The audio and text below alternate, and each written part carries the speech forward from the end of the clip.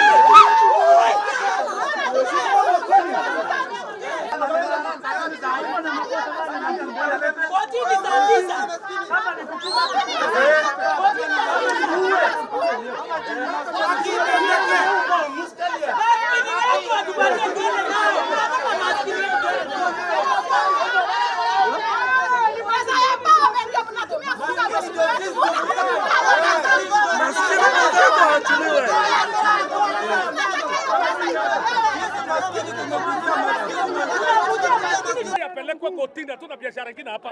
Tungekuwa tumetoka hapa. Because tunajua wana delay ndio Mutai alale tena ndani. Apelekwe saa hii. Apelekwe kotini. Sana imefika. You know, lives are at stake. People are waiting. Si saa hii. Si saa hii ni saa 8.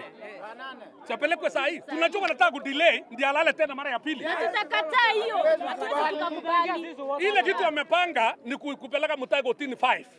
4:30 hapo ndio delay asitoke. Yes. Hiyo ndio kitu imepangwa. Na tunakataa. Yes. Awilesa Kenya swali. Hii maneno, this thing is of public interest. Hii case inafaa ikue sorted out immediately. Ndio nimesema ile kitu wanajaribu kufanya hapa ni kudelay Mutai asiende kotini mapema. Yes. Ili akipewa bail tunachelewa kulipa bond. Ndio alala tena mara ya pili because of instruction from above. Yes. Na hiyo shida yetu tuko na hapa. Yes. Otherwise hakuna shida, tuko na polisi, tuko na shida Mutai apelekwe kotini. Hiyo maneno mengine tutasema baadaye. Haki ni nini? Tunataka haki itendeke kwa kila mtu. Hata kama wewe ulikuwa mchimba makaa, mchoma makaa, kama ulikuwa mtoto yasikomana kama mimi, lazima haki itendeke kwa kila. Unasema unaempower watu. Watoto wamefukuzwa shule. Unasema unaempower watu wakati huo hawana chakula. Sisi tunataka maendeleo. Mutai yeye anajenga barabara. Unaona? Mutai yeye analipa basari. Unaona? Kuna empower gani imezidi hiyo? Mnataka watu wanataka empower gani? Kwa hivyo tunasema ya kwamba kila kiongozi hata kama umechaguliwa na siafu upewe. Unaona? Na hakuna kichwa ni kichwa. Hata ukiona kichwa cha siafu ni kichwa. Ukiona kichwa cha buzi ni kichwa. Ukiona kichwa cha simba ni kichwa. Na wote ukichaguliwa wewe unakuwa kichwa. Wewe kama ni kichwa cha siafu, hata puda apea hicho kichwa. Lazima. Kwa sababu hata hao ni kichwa. Kwa hivyo tunasema ya kwamba na mwezi tumeshukuru. Sisi tumekuja kusema ya kwamba Mutai aachiliwe. Mutai afanye nini? Aachiliwe. Na Nakuru yetu hatutaki matuaristi. Sisi tumesema tunajiweza. Nakuru tunajua na sisi hatutapagwa na mtu. Sisi tutajipaga. Kwa hivyo Mutai na MCA wetu waachiliwe. Asante sana. Majina naitwa wakili Asab Cheriot. Tumeshukuru waheshimiwa wamefika hapa ili kusimama na mheshimiwa. Sisi tumekuwa hapa tangia jana wakati mheshimiwa alishikwa na tunangojea kuproceed to court right now at 2 p.m. ili aweze kujibu ama aweze kuchukua plea. Tunaenda pale na tunajua atapewa right yake ya kupewa cash bail. Na by saa 10 tunajua mheshimiwa atakuwa ametoka. Basi tunawahakikishia kwamba sisi tunasimama na tunataka sheria ichukue mkondo wake.